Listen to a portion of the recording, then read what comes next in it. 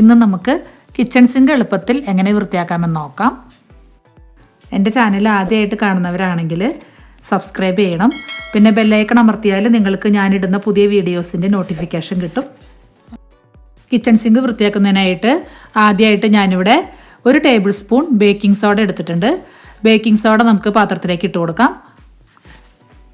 ഇതിലേക്ക് നമുക്ക് kitchen sink വൃത്തിയാക്കുന്നതിനുള്ള dish washer ഒഴിച്ചു കൊടുക്കാം. ഡിഷ് വാഷിംഗ് ലിക്വിഡ് ഇതൊരു 4-5 തുള്ളി നമുക്ക് ബേക്കിംഗ് സോഡയിലേക്ക് ഒഴിക്കാം.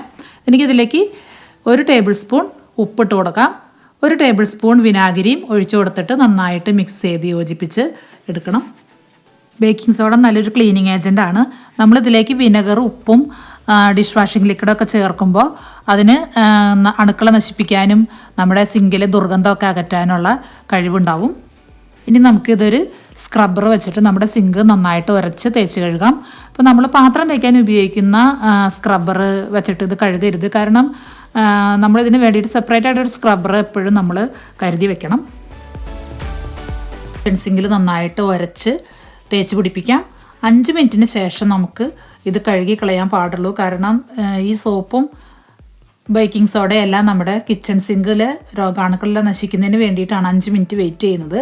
5 മിനിറ്റിന് ശേഷം നമുക്ക് നന്നായിട്ട് വെള്ളമൊഴിച്ച് കഴുകി കഴിഞ്ഞാൽ നമ്മുടെ കിച്ചൺ സിങ്ക് നല്ല വൃത്തിയാവും.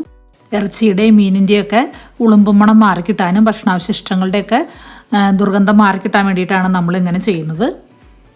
ഇനി നിങ്ങൾക്ക് ഈ മിശ്രിതം തന്നെ ഉപയോഗിച്ച് നിങ്ങൾക്ക് വാഷ് ബേസിനും നമ്മുടെ ഗ്യാസ് സ്റ്റവും എല്ലാം ക്ലീൻ ചെയ്യാവുന്നതാണ്. ഇനി നന്നായിട്ട് വെള്ളമൊഴിച്ച് നമുക്ക് തേച്ച് കഴുകി നമ്മുടെ കിച്ചൺ സിങ്ക് വൃത്തിയാക്കാം.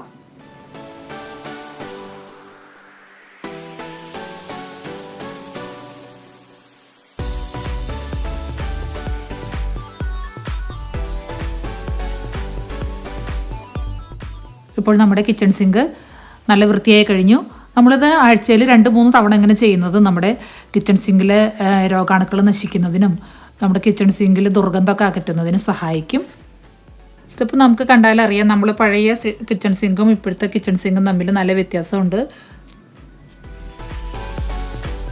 ഇതുപോലെ തന്നെ നമുക്ക് ഗ്യാസ് സ്റ്റോപ്പും നമുക്ക് ക്ലീൻ ചെയ്യാം. ഇത് തന്നെ വെച്ചിട്ട് നമുക്ക് നന്നായിട്ട് തേച്ചരച്ച് കഴുകിയാൽ അതിലെ കറയും പാടുകളും എല്ലാം മാറി കിട്ടും. ഇപ്പോൾ നമ്മുടെ ഗ്യാസ് സ്റ്റൗ നന്നായിട്ട് വൃത്തിയാക്കി എടുത്തിട്ടുണ്ട്.